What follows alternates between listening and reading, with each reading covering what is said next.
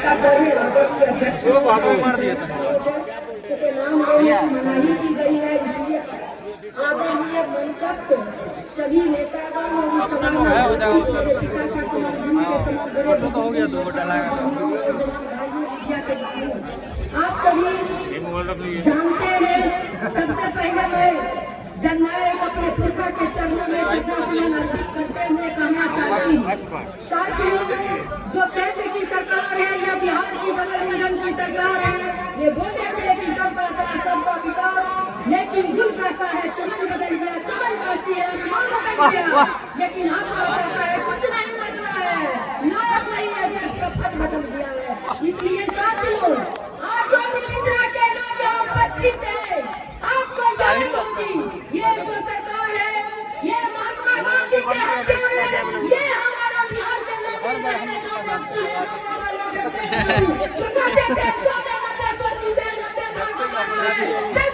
जाता अपने लोगों उसके हत्यारे लोग, ये जंगल से पूरी ठाकुर ने जब आरक्षण देने का काम किए, उनको गाली देने वाले लोग, ये कहते थे कि पूरी का पूरा सर्वोच्च धारा पूरा, ये आरक्षण कहाँ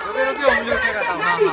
पुरखा को दिया गया, ये वो लोग हैं जिन्होंने आपके नेता को, मैं अभी पिछड़ा के नौजवान भाइयों से कहना चाहती हूँ, अपने बाप दादा पुरखा से जाके पूछिए, जो अपने दरवाजे पर हत्या बंदियों पर बैठने का हिम्मत नहीं जुटाते थे, और उनको जो है आज जो आप बोल रहे हो, फुल पेट जेट पहन के घूम रहे हो, बाबू लालू प्रसाद यादव जी का नगर में जनता पाली के द्वारा नहीं होता, कितना उनकी बेटी 5 किलो अनाज पर गाँव में घूमकर दाढ़ी बनाने वाले का बेटी जिंदा है, यदि पिछड़ा के भाइयों आपके सामने भाषण नहीं दे रही होती, इसलिए मैं कहना चाहती हूँ तमाम अपने पिछड़ा भाइयों से कि मांगने से जब भीख नहीं मिलता फिर कैसे अधिकार मिलेगा,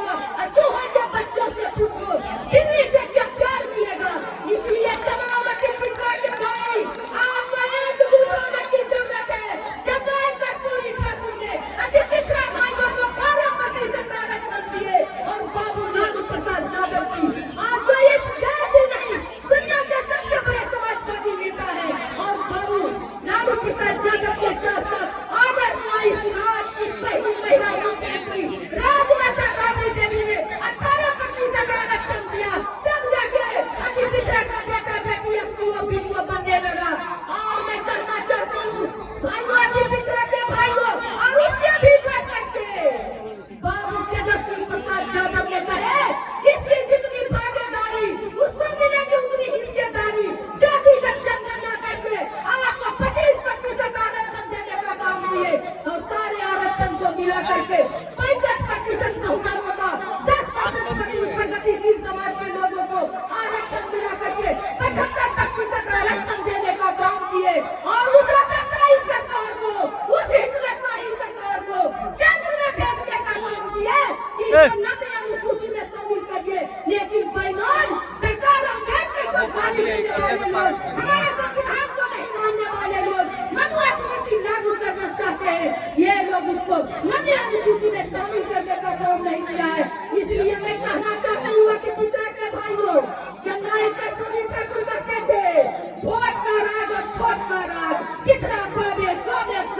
इसलिए उसको लागू करने के लिए उठ जाग मुसाफिर भोर हुआ, अप्रैल कहाँ जो सोबत है, जो सोबत है तो खोबत है, जो जागत है तो पावत है, जागने की जरूरत है, सारे अति पिछड़ा के भाइयों को बलबंद होने की जरूरत है। जब बाबू लालू प्रसाद यादव की सत्ता में आए तो सबसे ज्यादा अति पिछड़ा को सामाजिक न्याय के तहत सत्ता में भागीदारी देने का काम किए। अगर बाबू लालू प्रसाद यादव का सामाजिक न्याय नहीं होता तो कुमकुम राय भानु की बेटी उस राज्यसभा में नहीं जाती। बाबू लालू प्रसाद यादव ने बालदेव महतो जैसे मनिया के बेटे को, बाबू लालू प्रसाद यादव ने हरिशंकर पंडित जो बिहार का बेटा थे उनको विधान परिषद बनाने का काम किए, यूनिस नैया जो लोहार के बेटा थे, बाबू लालू प्रसाद यादव ने, और हमारे जो नेता है इस राज्य के जो भावी मुख्यमंत्री है बाबू तेजस्वी प्रसाद यादव, अनिता देवी जो नैया की बेटी थी उनको भी मंत्री बनाने का काम किए,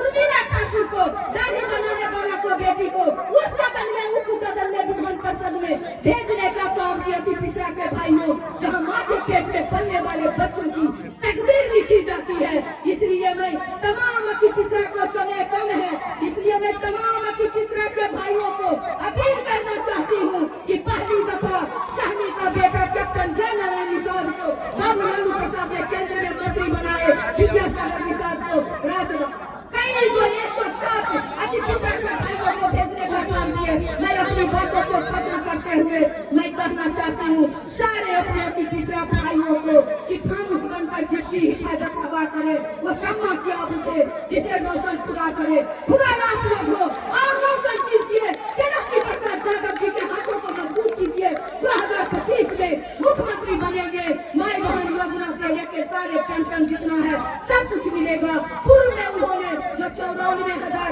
लोगों को जो 6,000 रुपया पर जीने पे मजबूर है उनको भी गणना करके बताने का काम किए। इन चंद बातों को सभी बात आप लोग जानते हैं। एकजुट और एक मुश्त वोट जो है तेजस्वी जी को दे करके मुख्यमंत्री बनाएंगे। पुनः अपने पुरखा के चरणों में श्रद्धा सुमन अर्पित करते हुए अपनी बात को खत्म करती हूँ। जय हिंद।